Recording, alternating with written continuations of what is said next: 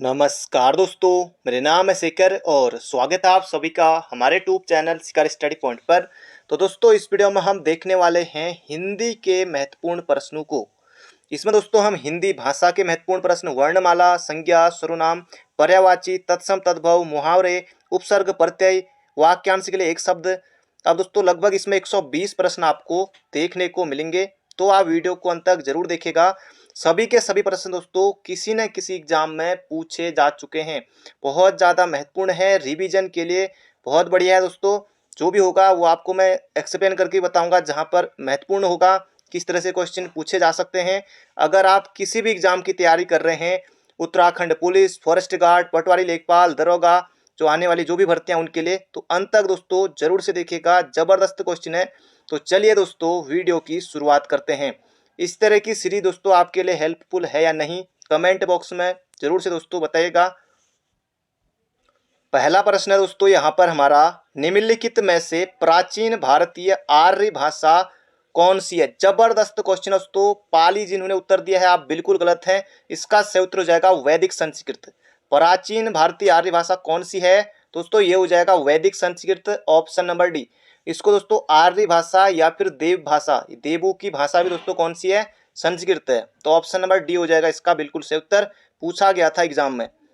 अगला प्रश्न है, कन्नड़ का संबंध किस भाषा परिवार से है। तो कन्नड़ का संबंध दोस्तों किससे है, ये हो जाएगा द्रविड़ भाषा परिवार से।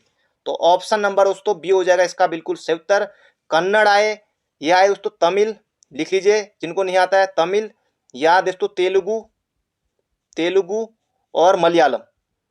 ये आए कि मलयालम किस परिवार की भाषा है, तो आपको जरूर बताना है। तमिल आए और तेलुगु आए या कन्नड़ आए, कोई भी आए तो आपको बताना है द्रविड़ परिवार की भाषा है।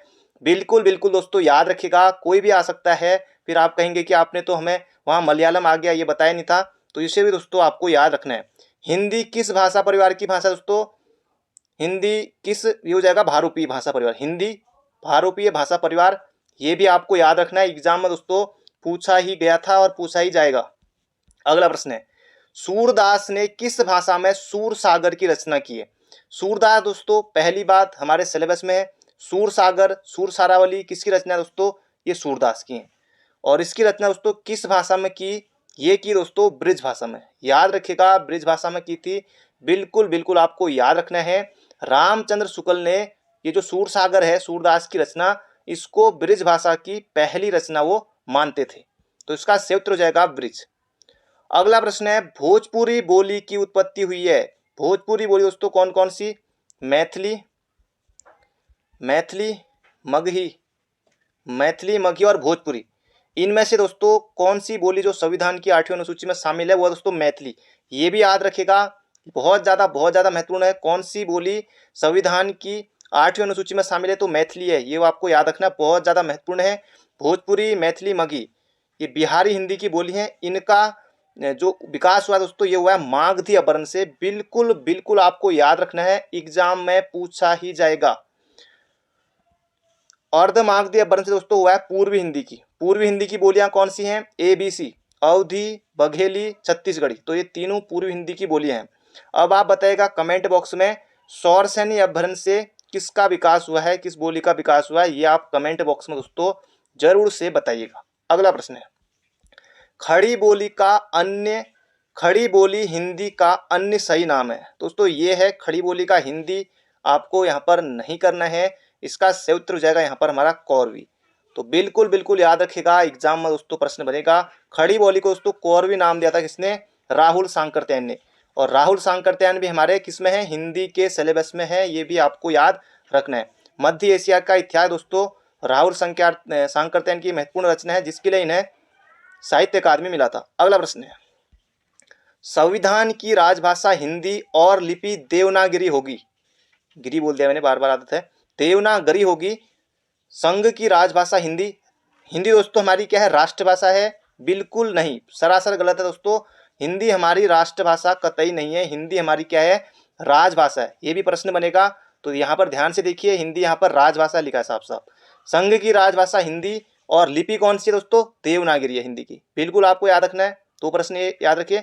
और यह संविधान के किस अनुच्छेद में वर्णित है, ये दोस्तों कहा गया अनुच्छेद 343 में, तो बिल्कुल बिल्कुल याद रखिएगा अनुच्छेद 343 से लेकर 351 तक दोस्तों राजभाषा से संबंधित है। बाकी अगले वीडियो में लगभग हम हर रोज देखेंगे, ये अनुच्छेद के बारे में भी आपको सभी बताऊंगा। तो इसका क्षेत्र का ऑप्शन नंबर ए अनुच्छेद 343।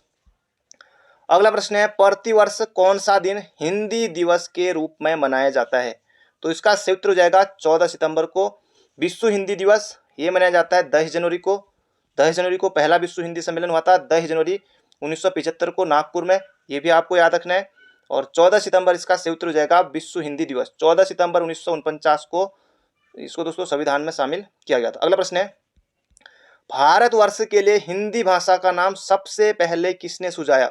बहुत ज़्यादा महत्वपूर्ण है, अगर एग्जाम में बनता है तो बहुत से बच्चे यहाँ पर गलती करेंगे। महात्मा गांधी, रविंद्रनाथ टैगोर, मदन मोहन मालवीय या फिर राजा राम मोहन राय? जबरदस्त प्रश्न है, बिल्कुल धांसू प्रश्न है, बन सकता है। तो भारतवर्ष के लिए हिंदी भाषा का नाम सबसे पहले ईश्वर चंद्र विद्यासागर, उनका नाम तो यहाँ पर है नहीं, और राजा Ram Mohan Roy, option number D, राजा राम मोहन राय ने हिंदी को राष्ट्रभाषा के रूप में अपनाने की बात कही थी। इसका क्षेत्र जगह ऑप्शन नंबर डी। अगला प्रश्न है, भाषा की सार्थक लघुत्तम इकाई है? जबरदस्त क्वेश्चन है, भाषा की सार्थक लघुत्तम इकाई है दोस्तों, ये हो जाएगा शब्द। बिल्कुल याद रखिएगा, भाषा की सबसे छोटी इकाई कौन सी है? ध्वनि या फिर वर्ण? भाषा की सबसे छोटी इकाई कौन सी है? यह है ध्वनि या वर्ण। और भाषा की सार्थक लघुत्तम इकाई ये हो जाएगा शब्द, जो यहाँ पर प्रश्न पूछा गया है, ऑप्शन नंबर ए। जबरदस्त क्वेश्चन है दोस्तों, अंत तक जरूर से देखिएगा। अभी तक आपने वीडियो को लाइक नहीं किया है तो लाइक जरूर से कर दीजिए। बढ़ते हैं अगले प्रश्न की तरफ। किसी सीमित क्षेत्र में बोली जाने वाली स्थानीय भाषा को कहते हैं? जबरदस्त प्रश्न है, राष्ट्रीय भाषा। अब देखिए, किसी सीमित क्षेत्र में, तो सीमित में राष्ट्रीय भाषा कैसे आ जाएगा? राजभाषा, राजकाज की भाषा, उपभाषा? बिल्कुल नहीं दोस्तों, सरासर गलत है ऑप्शन। इसका क्षेत्र हो जाएगा बोली। किसी सीमित क्षेत्र में बोली जाने वाली स्थानीय भाषा को क्या कहते हैं? तो ये कहते हैं बोली। अगला प्रश्न है, जबरदस्त प्रश्न है, वर्णमाला में स्पर्श व्यंजनों की संख्या कितनी है? ये आपको दोस्तों यहाँ पर बताना है। वर्णमाला में स्पर्श व्यंजनों की क से लेकर म तक गिन लीजिएगा दोस्तों, कितने होंगे? 25 होंगे। 25 है, 5 वर्ग हो गया ना, 5 वर्ग, एक वर्ग में 5, तो क वर्ग, च वर्ग, इस तरह से ट वर्ग, दोस्तों ये कितने होंगे? 5 होंगे। तो 5 5 होंगे तो 25 होते हैं। तो ऑप्शन नंबर ए होगा इसका बिल्कुल बिल्कुल सटीक उत्तर। अगला प्रश्न है, वर्णमाला किसे कहेंगे आप? जल्दी से आपको बताना है। शब्द समूह को, वर्णों के संकलन को, शब्द गणना को, या फिर वर्णों के व्यवस्थित समूह को? तो वर्णमाला दोस्तों किसे कहेंगे आप? ये कहेंगे वर्णों के व्यवस्थित समूह को क्या कहते हैं?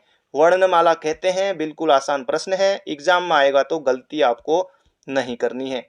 अगला प्रश्न है, किस वर्ण का उच्चारण कंठ तालु है? कंठ तालु, कंठ तालब भी दोस्तों ये है ए और आई, तो ये हो जाएगा हमारा ऑप्शन नंबर डी। बिल्कुल आपको याद रखना है, एग्जाम में प्रश्न पूछा जाएगा। ये छ कौन सा दोस्तों? चौ छ जो ये है दोस्तों तालु। अगला प्रश्न है, हो कौन सा? कंठ है। अगला प्रश्न है, हिंदी स्वरों का वर्गीकरण? बहुत ज्यादा महत्वपूर्ण है, दरोगा पटवारी में कहीं ना कहीं टपकेगा यह प्रश्न।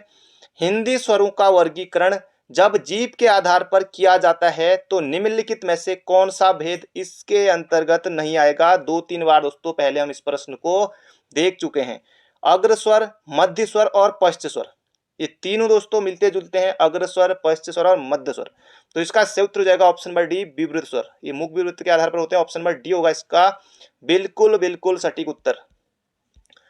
अगला प्रश्न है, उच्चारण स्थान की दृष्टि से कौन सा विकल्प शुद्ध है? जबरदस्त क्वेश्चन है। चौ कंठी दे दिया, नहीं, ये हो जाएगा तालु, लिख लीजिए चौ तालु। इस शेकर वाला सौ दोस्तों होता है कौन सा वाला? सौ, ये भी दोस्तों तालु, ई सेग्गी में आता है ना, ई सेग्गी में सौ। हाँ, ये शेकर वाला सौ दोस्तों कौन सा? ये भी तालु है। ये दो ऑप्शन गए। दंती, दंती दोस्तों दंती वाला होता है, और ये वाला होता है कौन सा? मूर्धा। तो दंती दोस्तों ऑप्शन नंबर सी, ये वाला ऑप्शन ए वाला सही है, ये हो जाएगा दंती। और ये वाला सौ दोस्तों हो जाएगा तालव्य सौ, और फिर ये हो जाएगा मूर्धन्य सौ। ये वाला तालव्य मूर्धन्य, और जो ये वाला सौ ऑप्शन नंबर ए वाला ये होता है दंती। ये बिल्कुल सही है, ये तालव्य नहीं होगा दोस्तों, ये होगा मूर्धन्य, मूर्धन्य होगा। तो ये आपको बिल्कुल याद रखना है। शेखर वाला दोस्तों ये मैंने आपको बता दिया, ये कौन सा होगा? ये होगा तालु। अगला प्रश्न है, चौ वर्ग ध्वनियां किस वर्ग में आती है? चौ वर्ग दोस्तों चौ छ जो झ यो और ईश यज्ञ, ये दोस्तों किस में आएंगे? ये आएंगे तालव्य में, यानी कि तालु। ऑप्शन नंबर कौन सा सही होगा? तो सी सही होगा। गलती मत करेगा दोस्तों, थोड़ा समय ले लीजिए, ध्यान से ऑप्शन वहां पर आपको टिक करने होंगे एग्जाम में। अगला प्रश्न है, हिंदी वर्णमाला में अंत्यस्थ व्यंजन कौन से हैं? जबरदस्त क्वेश्चन है। हिंदी वर्णमाला में अंत्यस्थ व्यंजन कौन से हैं? बिल्कुल याद रखिए, मोहजबानी कोई भी पूछे योर और लव कौन से हैं तो अंत्यस्थ व्यंजन है। ऊष्म व्यंजन कौन से हैं? तो ये सौ और हो, ये कौन से व्यंजन है? ऊष्म व्यंजन है। बिल्कुल मोहजबानी याद रखिए। छ त्र गौ ग्यो और स्रो, ये कौन से व्यंजन है दोस्तों? ये है संयुक्त व्यंजन। बिल्कुल मोहजबानी याद रखिए। सीधे सीधे आपको ऑप्शन वहां पर दिखेगा कौन सा अंत्यस्थ व्यंजन है। इनमें से सिर्फ एक ही ऑप्शन दिया, लॉ दिया वहां पर, बाकी ये क ख या अंग कुछ भी डाल देगा। तो इनमें से दोस्तों कौन सा ऊष्म व्यंजन है? इनमें से कोई एक ही मिलेगा वहां पर आपको, या कौन सा नहीं है। तो प्रश्न दोस्तों ऐसे बनेगा। तो ये मैंने आपको बता दिया, इसका सही उत्तर हो जाएगा अंत्यस्थ व्यंजन कौन सा है? योर और लव, ऊष्म व्यंजन ए और संयुक्त व्यंजन सी। अगला प्रश्न है, अल्प प्राण कौन से हैं? अल्प प्राण दोस्तों कौन से हैं? 1 3 5, किसी भी वर्ग में दोस्तों 1 3 5 अल्प प्राण, 2 4 महाप्राण। क ख ग तीसरे पर आया ना, तो ये हो जाएगा अल्प प्राण। बाकी ये ख घ और ठ दोस्तों, ये क्या है? तीनों ये है महाप्राण। महाप्राण, इसका सही उत्तर का दोस्तों ऑप्शन नंबर बी। उम्मीद करता हूं दोस्तों अभी तक आपको बिल्कुल मजा आ रहा होगा। बढ़ते हैं अगले प्रश्न की तरफ। व्युत्पत्ति के आधार पर संज्ञा के कितने भेद हैं? अब दोस्तों यहाँ पर संज्ञा के प्रश्न आ गए हैं। अभी मुहावरे, तत्सम, तद्भव, पर्यायवाची सब आने हैं। व्युत्पत्ति के आधार पर संज्ञा के कितने भेद होते हैं? जबरदस्त क्वेश्चन है दोस्तों। कितने भेद होते हैं? तो 3 भेद होते हैं। 5 देने वालों को नंबर नहीं मिलेगा, यहाँ पर उनका नंबर चले जाएगा। तो 3 होते हैं व्युत्पत्ति के आधार पर संज्ञा के भेद। कौन कौन से? रूढ़, यौगिक और कौन से? योग रूढ़। रूढ़, यौगिक और योग रूढ़। तो याद रखेगा, एग्जाम में प्रश्न बनेगा। अगला प्रश्न है, संज्ञा का भेद नहीं है। तो संज्ञा दोस्तों, संज्ञा के 5 भेद होते हैं। तो व्यक्तिवाचक संज्ञा, जातिवाचक संज्ञा, भाववाचक संज्ञा। निजवाचक दोस्तों ये होगा क्या? सर्वनाम। तो ऑप्शन नंबर कौन सा सही होगा इसका? Option number C. निजवाचक क्या होता है दोस्तों? सर्वनाम होता है। अभी सर्वनाम भी आएगा, निजवाचक सर्वनाम का उदाहरण भी हम देखेंगे। अगला प्रश्न है, हमारे देश में जय चंदू की कमी नहीं है। दोस्तों इसे चंदू कर लीजिए। हमारे देश में जय चंदू की कमी नहीं है। मैं जय चंदू संज्ञा के किस भेद के अंतर्गत आता है? प्रश्न एग्जाम में बनेगा। व्यक्तिवाचक, आपको लग रहा होगा कि जय चंद व्यक्ति था, तो व्यक्तिवाचक अगर आपने सोचा दोस्तों आप बिल्कुल गलत है। सरासर आपका प्रश्न गलत हो जाएगा। समूह दोस्तों होगा नहीं जयचंदू का। भाववाचक कोई भाव भी दोस्तों नहीं। जयचंद दोस्तों ये हो जाएगा जाति, जातिवाचक है। जयचंद किस व्यक्ति का नाम न होकर, किसी व्यक्ति का दोस्तों नाम न होकर विश्वासघाती व्यक्ति के बारे में बता रहा है कि जयचंद एक विश्वासघाती था ना, इसलिए। तो ये होगा दोस्तों जातिवाचक, ऑप्शन नंबर सी। अब जयचंद का नाम लेते ही उसके जो गुण है दोस्तों वो मन में आ जा रहा है। जैसे रावण लिया, आपके मन में बनाना कि रावण किस तरह का था, वो आपके मन में कुछ इमेज बन रही होगी रावण का नाम लेते ही। तो ये हो जाएगा दोस्तों जातिवाचक। अगला प्रश्न है, जिस संज्ञाओं से एक ही प्रकार की वस्तुओं अथवा व्यक्तियों का बोध हो उन्हें कहते हैं। तो व्यक्तिवाचक नहीं, क्या प्रश्न में ध्यान से देखिए। जिस संज्ञाओं से, जिन संज्ञाओं से एक ही प्रकार के वस्तुओं और व्यक्तियों का बोध हो उन्हें कहते हैं क्या? जातिवाचक। एक ही तरह की, जैसे क्या होगा? लड़का। अब एक ही तरह का कहा ना, जिस संज्ञाओं से एक ही प्रकार की वस्तु से लड़का, तो सारे लड़के आ गए इसमें। नदी कहा, पहाड़ कहा, तो सारे पहाड़ आ गए ना। तो ये हो जाए दोस्तों कौन सा हमारा? ऑप्शन नंबर बी, जातिवाचक। अगला प्रश्न है, उदित की भाववाचक संज्ञा क्या होगी? जबरदस्त प्रश्न है। उचितानुसार, औचित्य, उचितस्य, उवाच, ये होगा औचित्य। ये बाकी और अजीब से ऑप्शन नहीं हो जाएगा दोस्तों। ऑप्शन नंबर बी औचित्य। अगला प्रश्न है, क्रिया से बनने वाली भाववाचक संज्ञा है। जबरदस्त क्वेश्चन है, पूछा गया था यूपी ट्रिपल में। क्रिया से बनने वाली भाववाचक संज्ञा, बुढ़ापा, बुराई, आलस्य, थकावट। तो क्रिया से दोस्तों ये हो गया थकावट। ऑप्शन नंबर कौन सा सही होगा? तो ऑप्शन नंबर ए सही होगा। अगला प्रश्न है, दिए गए विकल्पों में से कौन सा पुल्लिंग है? छात्रा दोस्तों देखने से ही पता चल रहा ना, छात्र, छात्रा। तो छात्रा क्या होगा? स्त्रीलिंग होगा। शिष्य, शिष्या। तो दोस्तों शिष्या क्या है? स्त्रीलिंग शब्द है। विद्वान और ये विदुषी, विदुषी कैसा है? ये भी दोस्तों स्त्रीलिंग शब्द है, महिलाओं के लिए प्रयुक्त होता है ये शब्द। कौन सा? विदुषी। तो पड़ोसी दोस्तों ये हो जाएगा पुल्लिंग शब्द है, और इसका जो क्या होगा? स्त्रीलिंग दोस्तों ये होगा पड़ोसिन, पड़ोसिन होगा। बाकी आप कहते होंगे मेरी पड़ोसन, तो ये होगा दोस्तों क्या, पड़ोसिन। तो याद रखिएगा पड़ोसी होगा इसका सही उत्तर। अगला प्रश्न है यहाँ पर हमारा, निम्नलिखित में से पुल्लिंग शब्द नहीं है। अभी हम यहाँ पर स्त्रीलिंग पुल्लिंग के शब्दों को देख रहे हैं, कौन सा पुल्लिंग शब्द नहीं है? बचपन, मेरा बचपन, मोती, रतन, ये तीनों कैसे शब्द हैं? पुल्लिंग शब्द है। नकल हो रही है, तो नकल दोस्तों कैसे शब्द, ये कैसा शब्द है? ये हो जाएगा स्त्रीलिंग है। बिल्कुल आपको याद रखना है, स्त्रीलिंग शब्द है नकल। अगला प्रश्न है, निम्नलिखित में से पुल्लिंग शब्द है। बुढ़ापा आ गया है, यही हो जाएगा पुल्लिंग। बाकी यहाँ पर दया, जड़ता, घटना, ये सीआईडी वाले दया नहीं है, वो तो पुल्लिंग में आएंगे। दया, जड़ता, घटना, ये दोस्तों कौन से, ये शब्द सभी के सभी स्त्रीलिंग है। पुल्लिंग कौन सा होगा? ये होगा बुढ़ापा। ऑप्शन नंबर ए बुढ़ापा आ गया। अगला प्रश्न है, संज्ञा के जिस रूप से स्त्रीत्व का बोध होता है उसमें कौन सा लिंग होता है? बिल्कुल आसान प्रश्न है। स्त्रीत्व का बोध होता है तो स्त्रीलिंग हो जाएगा। बिल्कुल आसान प्रश्न है, जिन्होंने नहीं भी पढ़ा है वो भी इसका उत्तर वहां पर एग्जाम में सही करके आ जाएंगे। अगला प्रश्न है, सदाबहार प्रश्न है, बार बार एग्जाम में आता है और इसमें भी बहुत से बच्चे गलती करेंगे। कवि का स्त्रीलिंग होगा।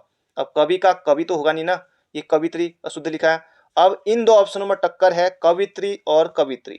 जिन्होंने ऑप्शन नंबर डी दिया है उनको बिल्कुल 1 नंबर नहीं मिलेगा, उनको 21 तोपों की सलामी। इसका सही उत्तर हो जाएगा ऑप्शन नंबर सी। तो ये आपको बिल्कुल याद रखना है दोस्तों। इसी तरह से होता है कवित्री, जल्दीबाजी में बहुत से अभ्यर्थी गलती करते हैं। तो इसका सही उत्तर हो जाएगा यहाँ पर हमारा ऑप्शन नंबर सी, कवित्री। इस तरह से लिखा रहता है, याद रखिएगा। अगला प्रश्न है, हिंदी में कितने वचन होते हैं? बिल्कुल आसान प्रश्न है, बचपन से आपने पढ़ा होगा। हिंदी में कितने वचन होते हैं? तो हिंदी में 2 ही वचन होते हैं। कौन कौन से? एक वचन और बहुवचन आप सभी को पता है। संज्ञा, सर्वनाम, विशेषण और क्रिया के जिस रूप से संख्या का बोध हो उसे कहते हैं क्या? वचन। जैसे एक वचन, द्विवचन कितने हैं? 1 2, ये हो जाए दोस्तों 2। अगला प्रश्न है, निम्नलिखित में से किसका प्रयोग केवल बहुवचन में होता है? जबरदस्त प्रश्न है, एग्जाम में बनेगा। किसका प्रयोग केवल बहुवचन में होता है? स्त्री, एक वचन है, स्त्रियां आ जाएगा ना। नदियों, नदियां, नदी, नदियां, नदियों। पाठक, पाठकगण। प्राण, ये प्राण दोस्तों जो है ना, ये प्राण किसका प्रयोग केवल बहुवचन में होता है? तो प्राण। बहुत ज्यादा महत्वपूर्ण है। न जाने कितनी बार ये प्रश्न एग्जाम में पूछा जा चुका होगा। प्राण का प्राणो तो आप नहीं करेंगे ना, स्त्री का स्त्रियों आप कर सकते हैं, ये हो जाए तो प्राण। अगला प्रश्न है, आदर देने एवं बड़प्पन हेतु किस वचन का प्रयोग होता है? तो ये होता है बहुवचन का, सदा बहुवचन नहीं, सदा बहुवचन नहीं, ये होता है सिर्फ और सिर्फ बहुवचन का। याद रखिएगा, उच्च पदाधिकारियों को, जैसे कोई उच्च पदाधिकारी हैं, कोई पूज्य व्यक्ति हैं, को आदर देने के लिए एक वचन की संज्ञा होने पर भी बहुवचन रूप वहां पर प्रयुक्त होता है। तो ऑप्शन नंबर ए हो जाएगा बिल्कुल बिल्कुल सटीक उत्तर। अभी तक दोस्तों अगर आपने वीडियो को लाइक नहीं किया है तो लाइक जरूर से कर दीजिए, अंत तक बने रहेगा। ये सीरीज दोस्तों हमारी आते रहेगी इस तरह से। यह मेरी पतंग है, रेखांकित पद का भेद बताइए। रेखांकित कर रखा यह है मेरा मोबाइल है, या यह कुछ भी है, तो यह आपको सिर्फ पहचानना है दोस्तों। यह निजवाचक कतई नहीं होगा, ये होगा निश्चयवाचक, अनिश्चयवाचक नहीं है, निश्चयवाचक है। यह है, वो है, ये सभी हमारे किस में आएंगे? तो निश्चयवाचक में आएंगे। बिल्कुल बिल्कुल याद रखेगा, एग्जाम में प्रश्न बनेगा ही बनेगा। अगला प्रश्न है, जैसा करोगे वैसा भरोगे में कौन सा सर्वनाम है? जबरदस्त प्रश्न है, जो करेगा सो भरेगा। तो कौन सा सर्वनाम हो जाएगा? तो ये हो जाएगा यहाँ पर हमारा संबंधवाचक सर्वनाम, ऑप्शन नंबर सी। अगला प्रश्न है यहाँ पर हमारा, मैं अपने आप वस्त्र साफ कर लेता हूँ। वो तो मैं अभी भी करता हूँ। अगला प्रश्न है, मैं अपने आप वस्त्र साफ कर लेता हूं, इस वाक्य में कौन सा सर्वनाम है? तो अपना दोस्तों, अपने आप, खुद के लिए है। प्रश्नवाचक कहीं लगा है? बिल्कुल नहीं, निश्चय ऐसा कुछ नहीं, निजवाचक है, अपने लिए प्रयुक्त हो रहा है। तो ऑप्शन नंबर कौन सा सही होगा? तो ऑप्शन नंबर सी सही होगा दोस्तों, बिल्कुल याद रखिएगा। अगला प्रश्न है, निम्नलिखित में सर्वनाम है। हिमालय, सभा, सभा दोस्तों ये मतलब सभा हो रही है तो समूहवाचक संज्ञा है। हिमालय, हिमालय दोस्तों कौन सा? हिमालय, मनुष्य, पूरी जाति है, इन ये सब जाति, ये हो जाएगा दोस्तों कौन सा? ये है, ये हो जाएगा सर्वनाम। यह है कैसा सर्वनाम है? यह है हमारा निश्चयवाचक सर्वनाम है। अभी हमने देखा था थोड़ी देर पहले इसके ऊपर।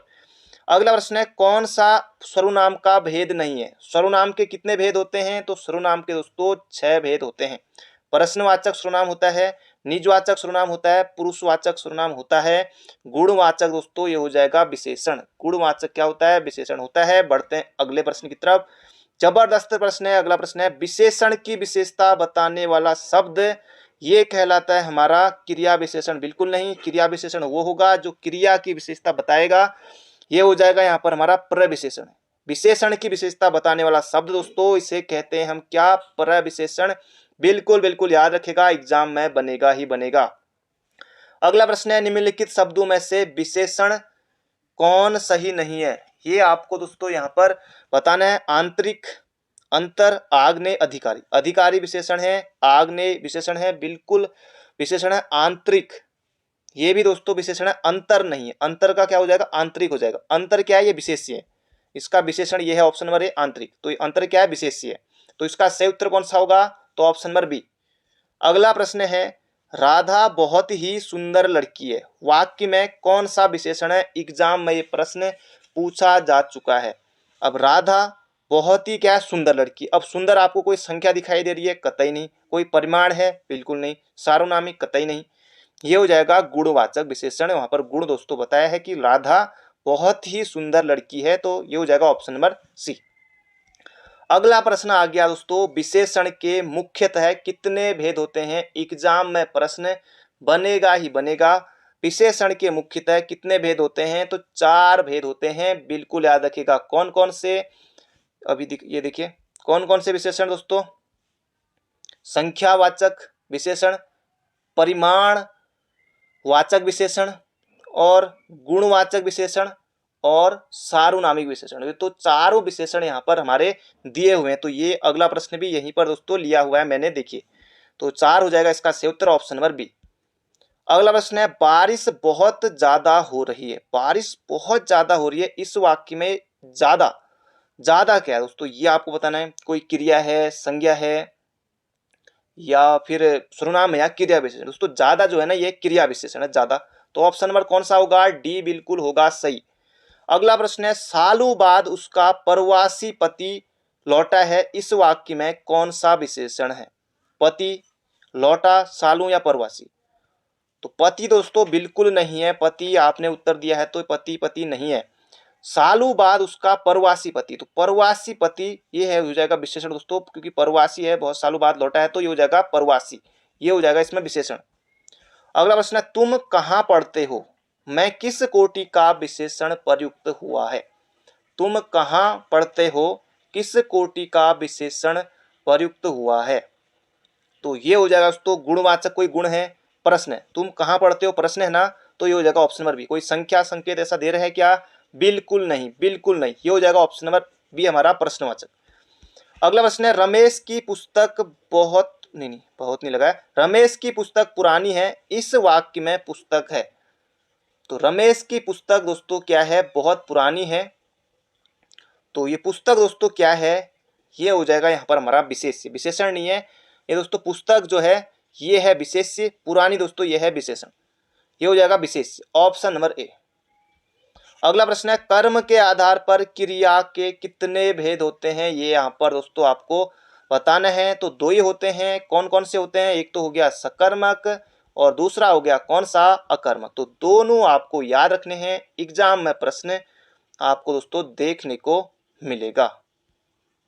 अगला प्रश्न है यहाँ पर हमारा, चिड़िया आकाश में उड़ रही है, वाक्य में उड़ रही है क्रिया है। ये आपको दोस्तों यहाँ पर बताना है। चिड़िया आकाश में उड़ रही है, तो ये कौन सा हो जाएगा दोस्तों? ये हो जाएगा यहाँ पर हमारा उड़ रही है। तो उड़ रही है कौन सा? तो अकर्मक। तो ये हो जाएगा हमारा ऑप्शन नंबर डी। पूछा जा चुका है प्रश्न। अगला प्रश्न है, अकर्मक में कर्म की आवश्यकता नहीं होती है। अगला प्रश्न है, मीरा जोर से हंसी। ये प्रश्न पूछा गया, कितनी जोर से हंसी? गजब हंसी। मीरा जोर से हंसी, यह वाक्य किस क्रिया का समुचित उदाहरण है? ये भी हो जाएगा अकर्मक क्रिया, सकर्मक बिल्कुल नहीं होगा। हंसना, रोना, धोना जो भी आए यहाँ पर, ये हो जाएगा अकर्मक। तो ऑप्शन नंबर ए होगा इसका सही उत्तर, सकर्मक नहीं होगा। तो ऑप्शन नंबर ए होगा तो इसका बिल्कुल बिल्कुल सही उत्तर। आपको लगा होगा कि मैंने सकर्मक टिक किया, नहीं, ये हो जाएगा ऑप्शन नंबर ए, अकर्मक। अगला प्रश्न है यहाँ पर हमारा, निम्नलिखित में से किस वाक्य में अकर्मक क्रिया है? निम्नलिखित में से किस वाक्य में अकर्मक क्रिया है? राम मोहन को रुला रहा है, किसको रुला रहा है? तो मोहन को, सकर्मक हो जाएगा। श्याम लिखता है, अकर्मक, श्याम निबंध लिखता है, सकर्मक, सकर्मक है। मैं पिसवाता हूँ, अकर्मक, मैं गेहूं पिसवाता हूँ, सकर्मक। पानी बरस रहा है, तो ये हो जाएगा यहाँ पर हमारा ऑप्शन नंबर ए, ये हो जाएगा अकर्मक। अगला प्रश्न है, हिंदी में कारक के विभक्तियों सहित कितने भेद माने जाते हैं? तो 8 होते हैं। कर्ता ने, कर्म को, करण से, अपादान के लिए, संप्रदान के को लिए, तो ये हो जाएगा दोस्तों 8 होते हैं। कर्ता ने, कर्म को, इस तरह से दोस्तों कितने होते हैं? 8 होते हैं। कर्ता ने, कर्म को, करण से, द्वारा, तो इस तरह से कितने होते हैं? हमारे 8 होते हैं। Option number A. अगला प्रश्न है, ने किस कारक का चिन्ह है? तो ने हो जाएगा कर्ता ने, कर्म को, संप्रदान के को लिए, करण से या द्वारा, ये हो जाएगा हमारा ऑप्शन नंबर ए। संबोधन हे, हो, अरे, अबे, इस तरह से आता है। अगला प्रश्न है, बच्चे बस से पाठशाला जाते हैं, इस वाक्य में कौन सा कारक है? अगर आपने दिया अपादान तो आप बिल्कुल गलत हैं। बच्चे बस से पाठशाला जा रहे हैं, तो ये हो जाएगा दोस्तों करण से, द्वारा, तो बच्चे बस से हो जाएगा करण। तो ये आपको बिल्कुल याद रखना है। वाक्य में जिस शब्द से क्रिया के संबंध का बोध होता है, तो वहां पर होता है हमारा कौन सा करण कारक। अगला प्रश्न है, वाक्य में जिस शब्द से क्रिया के संबंध का बोध होता है उसे कहते हैं दोस्तों करण कारक। जो मैंने अभी आपको बताया वही चीज यहाँ पर आ गई है। अगला प्रश्न है, चूहा बिल से बाहर निकला, मैं कौन सा कारक? अब दोस्तों चूहा बिल से बाहर निकला, अब चूहा अलग हो गया ना, जैसे पेड़ से पत्ता गिरा, तो पेड़ से पत्ता गिर गया, तो ये अब वहां पर दोस्तों पत्ता फिर से लगेगा तो नहीं, है ना, तो ये हो जाएगा हमारा ऑप्शन नंबर बी, अपादान कारक है, ऑप्शन नंबर बी। अगला प्रश्न है, राम की गाय चरती है, वाक्य में कौन सा कारक है? तो राम की गाय चरती है दोस्तों, ये हो जाएगा यहाँ पर हमारा संबंध कारक है, बिल्कुल आसान है। शेखर की भैंस चरती है, तो इसमें कौन सा होगा? इसमें भी दोस्तों संबंधी होगा। अगला प्रश्न है, ये हो जाएगा संबंध, राम की गाय चरती है, हो जाएगा संबंध। अगला प्रश्न है, भूतकाल के कितने भेद होते हैं? तो भूतकाल के दोस्तों कितने भेद होते हैं? तो 6 भेद होते हैं। कौन कौन से भेद होते हैं? अब भूतकाल दोस्तों किसे कहते हैं? जिस क्रिया से कर्म की समाप्ति का बोध हो, कार्य की समाप्ति का बोध हो, उसे कहते हैं हम क्या? भूतकाल। तो भूतकाल के कितने भेद होते हैं? तो 6 भेद होते हैं। कौन कौन से? सामान्य भूत, पूर्ण भूत, अपूर्ण भूत, आसन्न भूत, संदिग्ध भूत और हेतु हेतुमत भूत। भविष्य काल के कितने भेद होते हैं और वर्तमान काल के कितने भेद होते हैं? कमेंट बॉक्स में आपको छापना है, जरूर से बताइएगा। जो भी अभी तक वीडियो को देख रहे हैं, गूगल कीजिए, किताब से ढूंढिए, कहीं से ढूंढिए, कमेंट बॉक्स में जरूर से बताइएगा। ढूंढेंगे तो आपको भी याद रहेगा, और कमेंट जो और लोग देखेंगे उन्हें भी, कमेंट सभी लोग देखते ही हैं तो उन्हें भी याद रहेगा। अगला प्रश्न दोस्तों अंत तक बने रहेगा, थोड़े प्रश्न और बचे हैं। अगला प्रश्न है, अभी अभी राधा सो गई, क्या बात? अभी अभी राधा सो गई दोस्तों, अभी अभी यानी कि दोस्तों निकट में हो रहा है दोस्तों, ये हो जाएगा आसन्न, तो आसन्न भूतकाल है, अभी अभी राधा सो गई है। मैं अगला प्रश्न है, वह अभी अभी गया है। अगला प्रश्न है, वह खा रहा था, मैं खा रहा था, कौन सा काल है? वह खा रहा था, मैं खा रहा था, कौन सा काल दोस्तों? पहले इसमें पूर्ण भूत दोस्तों उत्तर दिया था आयोग ने, फिर दोस्तों अपूर्ण भूत इसमें होगा, वह खा रहा था। वह खा रहा था ना, उसने खाया तो नहीं अच्छे से, तो वह खा रहा था, ये हो जाएगा दोस्तों अपूर्ण भूत। अगला प्रश्न है, संदिग्ध नहीं है, सामान्य नहीं है, ऐसा कुछ नहीं है, ये हो जाएगा अपूर्ण भूत। अगला प्रश्न है, प्रधानमंत्री बाढ़ग्रस्त क्षेत्रों का दौरा करेंगे, वाक्य में कौन सा काल है? तो सामान्य वर्तमान नहीं, दौरा करेंगे ना, संभाव्य भविष्य आपको लग रहा होगा कि संभाव्य तो है नहीं ना, दौरा करेंगे दोस्तों, बिल्कुल सटीक बात यहाँ पर कही है कि प्रधानमंत्री बाढ़ग्रस्त क्षेत्रों का दौरा करेंगे, तो ये हो जाएगा यहाँ पर हमारा सामान्य भविष्यकाल, बिल्कुल आसान है, ऑप्शन नंबर ए। वाच्य कितने प्रकार के होते हैं? तो वाच्य दोस्तों 3 प्रकार के होते हैं, कृतवाच्य, कर्मवाच्य और भाववाच्य। लिख लीजिए, एक बार फिर से बता देता हूं, वाच्य कितने प्रकार के होते हैं? तो 3 प्रकार के होते हैं, कृतवाच्य, कर्मवाच्य और भाववाच्य। बिल्कुल दिमाग में छाप लीजिए दोस्तों, बिल्कुल मोहजबानी याद रखिए। अगला प्रश्न है, जिस वाक्य में कर्ता की प्रधानता होती है, लिंग वचन पराय कर्ता के अनुसार होते हैं, वे वाक्य दोस्तों क्या कहलाते हैं? वे वाक्य दोस्तों क्या कहलाएंगे? तो ये कहलाएंगे कृतवाच्य। बिल्कुल आसान है, कृतवाच्य की परिभाषा यहाँ पर आपको मिल गई है। जिन्हें याद नहीं है जरूर से लिख लीजिएगा। जिस वाक्य में कर्ता की प्रधानता होती है, लिंग वचन पराय कर्ता के अनुसार होते हैं, वे वाक्य दोस्तों कृतवाच्य कहलाते हैं। बढ़ते हैं अगले प्रश्न की तरफ। अगला प्रश्न है, दूसरी परिभाषा आपको मिल गई है, जिस वाक्य में कर्म के अनुसार क्रिया में परिवर्तन होता है उसे कहते हैं क्या? कर्मवाच्य। बिल्कुल आसान है, ऑप्शन नंबर बी। अगला प्रश्न है, मुझसे उठा नहीं गया वाक्य में कौन सा वाच्य? दोस्तों इसमें भाव की प्रधानता है तो ये हो जाएगा भाववाच्य। बिल्कुल आसान प्रश्न है, मुझसे उठा नहीं गया, माता जी से चला नहीं जाता, इस तरह के क्वेश्चन दोस्तों एग्जाम में पूछे जा चुके हैं, तो ये हो जाएगा यहाँ पर हमारा भाववाच्य। बिल्कुल बिल्कुल बिल्कुल आपको याद रखना है। अभी तक आपने वीडियो को लाइक नहीं किया है तो लाइक जरूर से कर दीजिए, अंत तक दोस्तों बने रहिएगा। हो सके दोस्तों वीडियो को शेयर जरूर से कीजिएगा, जो भी तैयारी कर रहे हैं पुलिस के लिए, फॉरेस्ट गार्ड के लिए, पटवारी लेखपाल के लिए। अगला प्रश्न है, जिन शब्दों में लिंग वचन कारक आदि के कारण कोई परिवर्तन नहीं होता है वह कहलाते हैं अव्यय। अव्यय की यही परिभाषा है कि जिन शब्दों में लिंग वचन कारक आदि के कारण कोई परिवर्तन नहीं होता है तो वो होते हैं क्या? अव्यय। बिल्कुल याद रखिएगा। अगला प्रश्न है, अफसोस मैं नहीं जा सका रेखांकित में अव्यय का प्रकार बताए। दोस्तों ये जो अफसोस है ना, संबोधन नहीं, संबोधन कर रहे हैं क्या? हे हो किसी को थोड़ी ना कर रहे हैं, अरे नहीं, ये हो जाएगा दोस्तों शोक सूचक है, आश्चर्य भी नहीं है, शोक सूचक है, ऑप्शन नंबर बी। बिल्कुल सही है, बिल्कुल ये उत्तर दिया दोस्तों आयोग ने, शोक सूचक है। अगला प्रश्न है, जिन अव्ययों का संबंध वाक्य से नहीं वक्ता के हर्ष शोक आदि भावों से होता है तो क्रिया नहीं, संबंध तो कैसे हो जाएगा? समुच्चय में नहीं, ये हो जाएगा विस्मयादि बोधक अव्यय। जिन वाक्यों का संबंध वाक्य से नहीं वक्ता के हर्ष शोक आदि भाव से होता है उसे दोस्तों विस्मयादि बोधक अव्यय कहते हैं, ऑप्शन नंबर ए।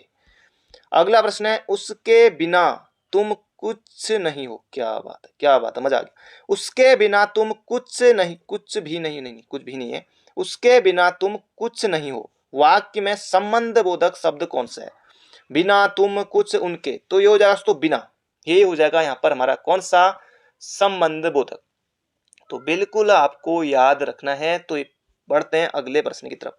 उत्पत्ति के आधार पर शब्द के कितने भेद होते हैं? पूछा गया प्रश्न एग्जाम में। उत्पत्ति के आधार पर शब्द के दोस्तों 4 भेद होते हैं।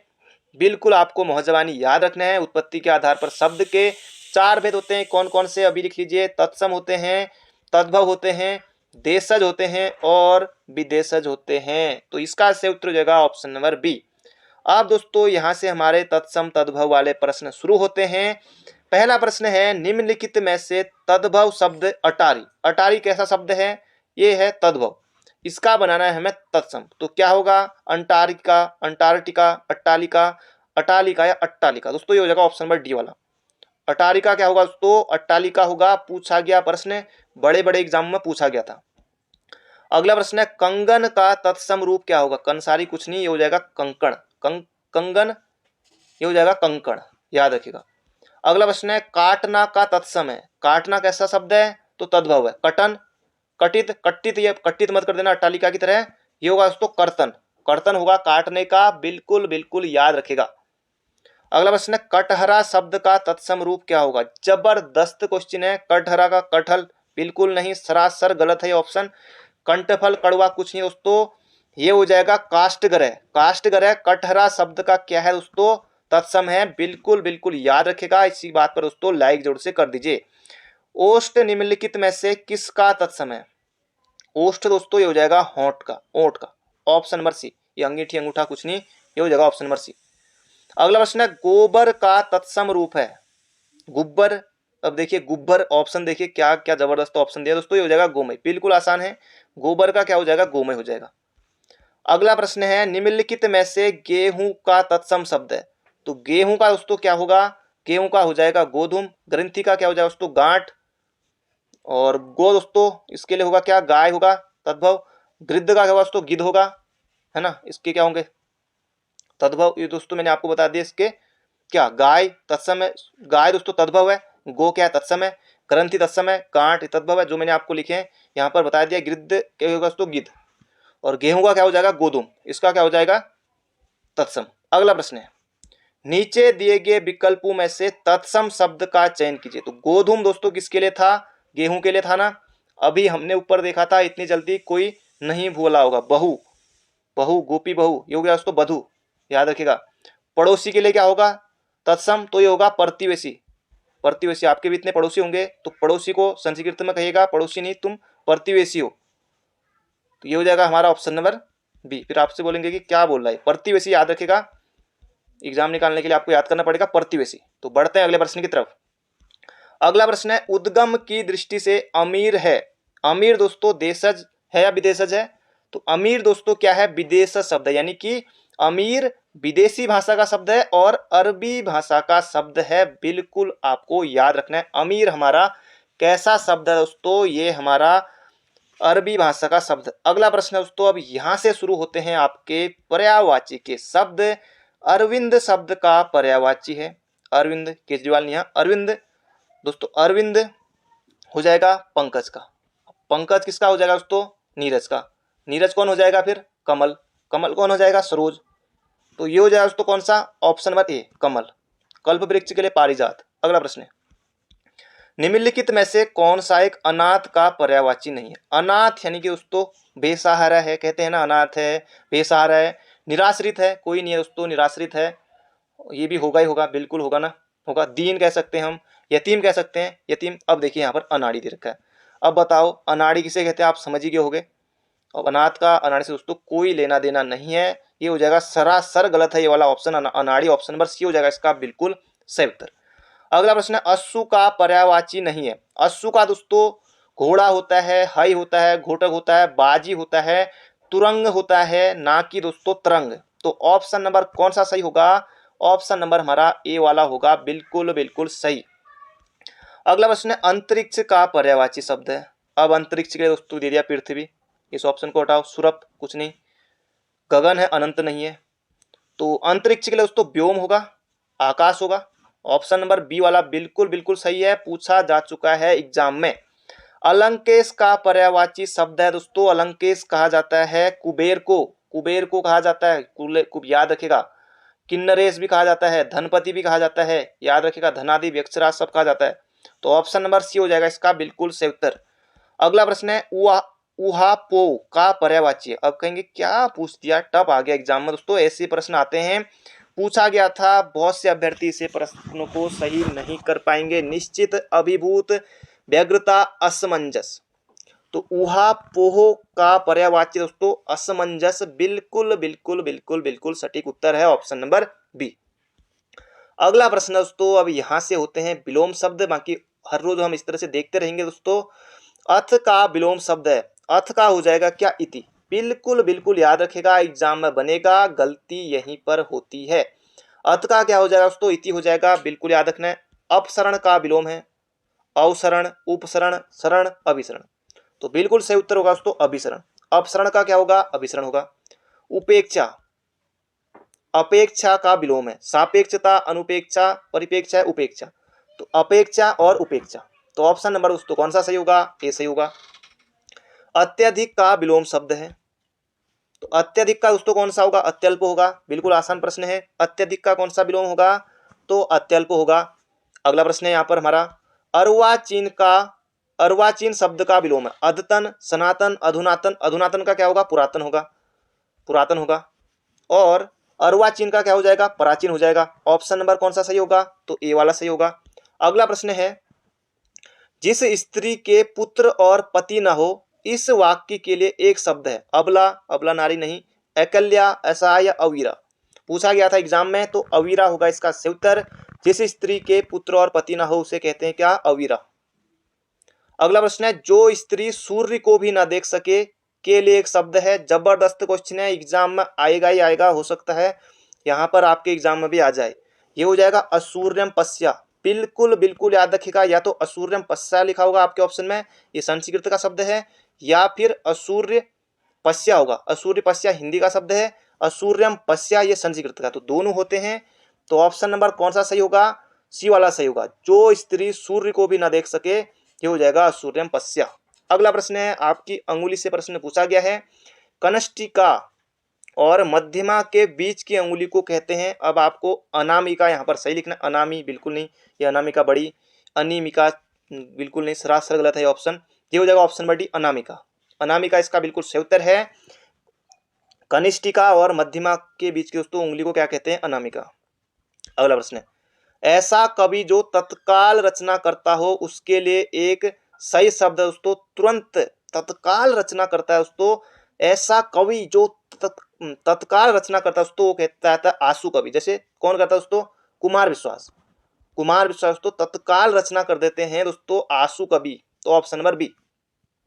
अगला प्रश्न है दोस्तों, यहाँ पर मुहावरे दोस्तों हमारे शुरू हो गए हैं। अगला प्रश्न है मुहावरे का, पैर के नहीं, पैर के चोर नहीं होते, ऐसा नहीं, चोर के पैर नहीं होते मुहावरे का अर्थ है। इसको पढ़ लेते हैं, सीधे उत्तर आपके मन में आ जाएगा।